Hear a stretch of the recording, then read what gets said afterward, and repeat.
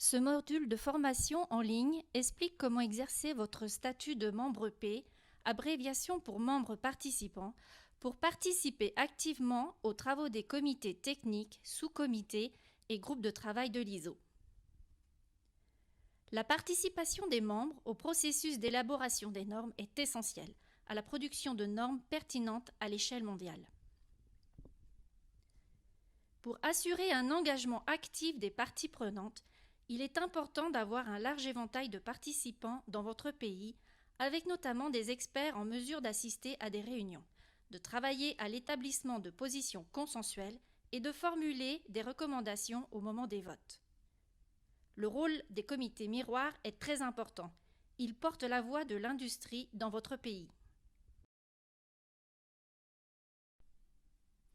Pour assurer la participation active de ces pays membres, le Bureau de gestion technique de l'ISO TMB a récemment entrepris de mesurer la performance des comités, notamment par le suivi des votes des membres et de la participation des membres P au sein des comités ISO. Une fois connectés au portail des applications ISO, les membres verront une section intitulée Métriques et données, contenant un lien intitulé Indicateurs de performance et extraction. L'accès aux données est lié au rôle attribué dans le répertoire général Global Directory. Les votes sont un élément essentiel de la participation aux travaux d'un comité technique. Les membres participants qui n'ont pas voté sur plus de 20% des bulletins de vote internes du comité et au moins 2 au cours d'une année civile complète seront rétrogradés au statut de membre haut, observateur, et ce pour une période d'une année. Pour les votes DIS et FDIS, une seule omission de vote sans justification entraînera également une rétrogradation du membre. Cela s'applique également sur les votes de l'examen systématique des normes SR.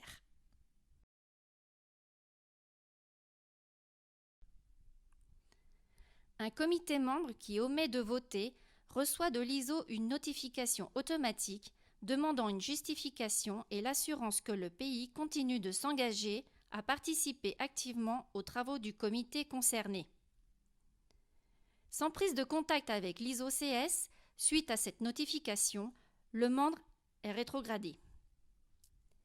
C'est une bonne façon de s'assurer que le membre en question fait appel aux parties prenantes adéquates pour participer et établir les positions nationales et qu'il dispose de la structure appropriée pour éviter les omissions de vote à l'avenir.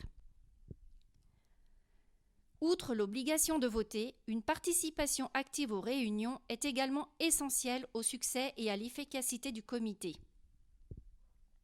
Cela dit, si un représentant n'a assisté à aucune des 2 dernières réunions planifiées, organisées en téléconférence ou en présentiel, votre statut de membre P risque d'être également remis en cause. Un membre qui ne respecte pas ces critères est donc rétrogradé pendant 12 mois. Quand la décision de rétrogradation d'un membre de statut de membre P à celui de membre O est prise, il n'est plus possible de faire appel. Cela signifie également que tous les membres du comité de ce pays seront retirés des listes du groupe de travail, étant donné que les membres O ne sont pas autorisés à participer au groupe de travail. S'il arrive que votre comité membre soit rétrogradé, contactez votre responsable de programme technique ISO pour obtenir votre réintégration à l'issue de la période de 12 mois. La réintégration n'intervient pas automatiquement. Pour plus d'informations, reportez-vous à la clause 1.7 des directives ISO-IEC partie 1 qui traite des obligations de vote et de la participation aux travaux des comités techniques et sous-comités. L'ISO encourage la participation pleine et entière des membres aux travaux des comités. Il y a donc quelques mesures spécifiques que vous pouvez prendre pour éviter de perdre votre statut de membre P au sein d'un comité. Pour un comité type, l'ISO s'attend à ce que les membres P enregistrent des experts actifs dans des groupes de travail, envoient leurs délégations aux réunions du comité technique et des sous-comités, et enfin votent. Si un membre P n'est pas toujours en mesure d'assister aux réunions en personne, il peut toujours commenter les documents, soumettre des positions écrites pour que les décisions soient prises lors des réunions et demander l'utilisation de la téléconférence comme option de participation à distance. Tant que vous n'avez pas voté, vous pouvez consulter les scrutins qui vous concernent en qualité de membre P dans l'onglet « Vote requis » de l'application de vote électronique.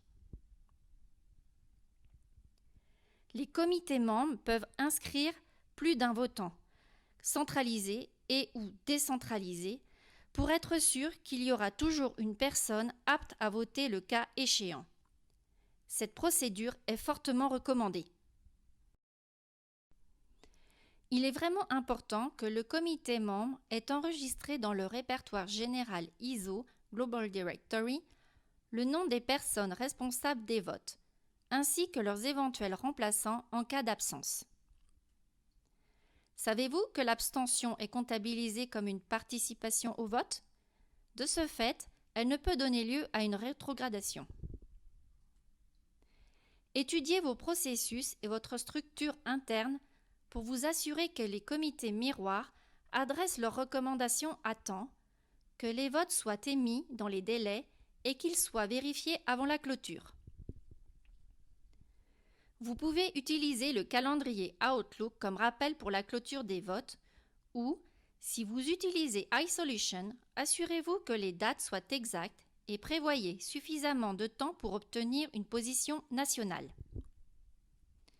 Les normes internationales ne sont pas possibles sans votre implication active. Alors rejoignez-nous pour que votre voix soit entendue. Votre participation est importante. Pour plus d'informations, n'hésitez pas à consulter le lien suivant sur l'engagement des parties prenantes. Merci.